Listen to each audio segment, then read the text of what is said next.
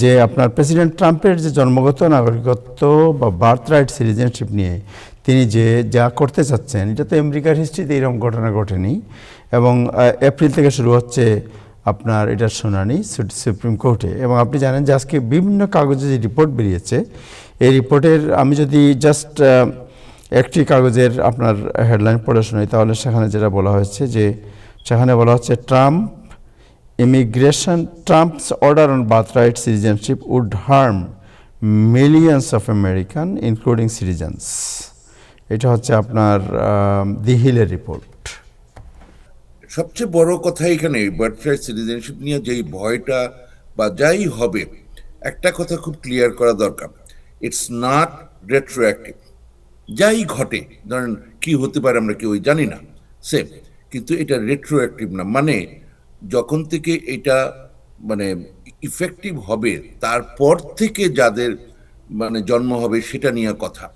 যারা already citizen হয়ে গেছেন তাদের নিয়ে এটা কথা না। হ্যাঁ, সুতরাং এই ব্যাপারটা খুব ক্লিয়ার হওয়া দরকার, যাতে করে অনেকেরই এই যে ব্যাপারটা যে একটা ভয়, একটা সংশয় বা একটা কি ব্যাপার হবে, ওটা যেন না থাকে। হ্যাঁ, এরপরে যাতে এই পুরো ব্যাপারটাই শুরু হয়েছে এটা, তারপর আরো কিছু ঘটনা এর মধ্যে ঘটেছে, যে শুনেছেন যে বিভিন্ন দেশের ভিসার ক্ষেত্রে এই জিনিসটা হচ্ছে যে একটা ম্যাগনেট হিসেবে অনেক কিছু কাজ করে। হ্যাঁ, আমরা ছোটবেলা থেকেই শুনেছি তারা অত্যন্ত বড় লোক, তারা বিদেশে ছাড়া সন্তান জন্ম দেয় না, ইত্যাদি ইত্যাদি। এগুলার সাথে অন্য আরো কিছু জড়িত আছে, সেগুলা বড় হয়ে বুঝতে পারলাম, বা অনেক কিছু। যাই হোক, তো এখন কথাটা হচ্ছে যে আম, মানে যাতে করে এখানে আসার যে অন্য ধরনের একটা লোভ, যেই ব্যাপারটা, সেই জিনিসটাকে বন্ধ করার একটা চেষ্টা, একটা পলিসি এখানে চলছে। হ্যাঁ, যেমন আপনার এখানে এসে গ্রিন কার্ড হলেই ফ্রি অনেক কিছু পাওয়াটাও যায়। এই যে ব্যাপারটা, যার কারণে এমন একটা অবস্থা হয়েছে, বা বাংলাদেশের যারা মানে বিভিন্নভাবে এখানে আসতে চান, যাতে করে এগুলো বন্ধ করার জন্য এখন পুরা মানে যেই কনসুলার প্রসেসিং এর মাধ্যমে যে গ্রিন কার্ড, এই পুরো ব্যাপারটা এখন হোল্ড করে রেখেছে।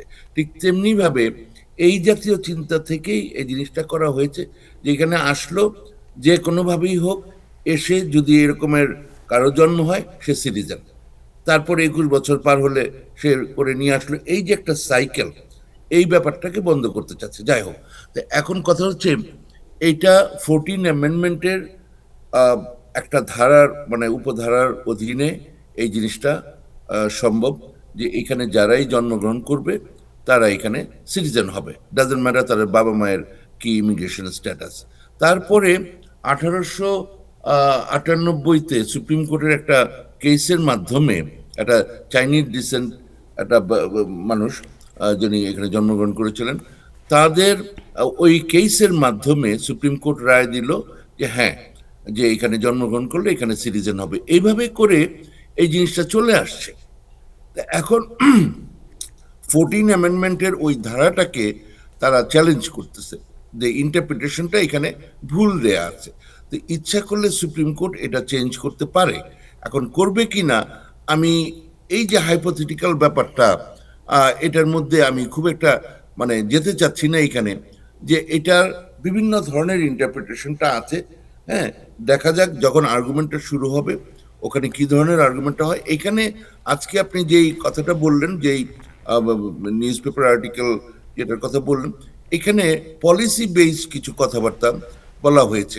হ্যাঁ, কোর্টের ডিসিশনের মধ্যে এটা একটা ইম্পর্টেন্ট পার্ট, পলিসি, যে এই যদি হয় তাহলে মানে যেই জিনিসটা হবে, প্রতিবার একজন মানুষকে প্রমাণ করতে হবে যে উনি সিটিজেন, এবং তখন তার যে বিভিন্ন ধরনের ব্যুরোক্রেটিক যে সমস্ত প্রমাণের যে ব্যাপার আছে, যে তাদের বাবা মায়ের পরিচয়টা কি, তাদের স্ট্যাটাসটা কি ছিল, মানে যখন তারা জন্মগ্রহণ করে, এগুলো করতে গিয়ে যে একটা বিশাল একটা যজ্ঞ শুরু হবে, সেই ব্যাপারটা সামাল দেওয়ার জন্য প্রশাসন রেডি কিনা।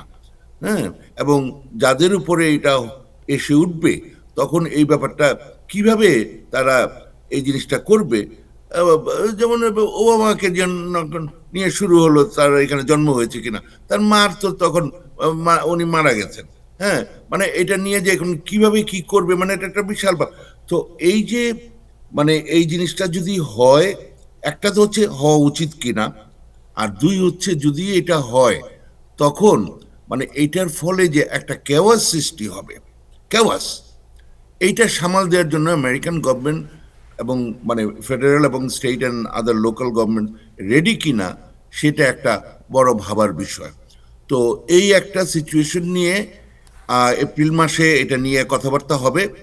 তো আমরা আশা করি যে আহ, মানুষের মধ্যে শুভবুদ্ধির মানে উদয় হবে, এবং যে সুপ্রিম কোর্ট যখন রায়টা দিবে, এটা একটা হচ্ছে যেই তাদেরই একটা রায় আছে এই ব্যাপারে, যেই সেই 1898 সাল থেকে, সেখান থেকে যেন তারা এমন কিছু, জাস্ট বিকজ ট্রাম্প সাহেব চাচ্ছেন, বা জাস্ট বিকজ তারা ট্রাম্পের মাধ্যমে নমিনেটেড হয়েছেন, তাদের আমলে বিচারপতি হয়েছেন, সেগুলা চিন্তা না করে, যে এইটার যে একটা হচ্ছে যে 14 অ্যামেন্ডমেন্টের মাধ্যমে এই যে ইন্টারপ্রিটেশনটা করা হয়েছে, এবং তাদের যে নিজস্বই রায় আছে, সেটাকে ডিস্টার্ব করা ঠিক হবে না। এই ব্যাপারটা তারা যতক্ষণ পর্যন্ত ওইভাবে চিন্তা করতে পারবে, ততক্ষণ পর্যন্ত এটার ক্ষতি হবে না, ভালো হবে। হুম। তো এই যে একটা ব্যাপার, এই হচ্ছে আপাতত এটা বলে আমি মনে করছি যে এখানে আমি শেষ করি। আম, যখন এটার আর্গুমেন্টটা শুরু হবে, এক জি জি, একজনের বক্তব্যের পরিপ্রেক্ষিতে আরো একটু কিছু কথাবার্তা বলা যাবে। ধন্যবাদ। Thank you so much, thank you, আপনাকে অনেক ধন্যবাদ, অনেক অনেক ধন্যবাদ আপনাকে, জনাব অ্যাটর্নি মীর মিজানুর রহমান।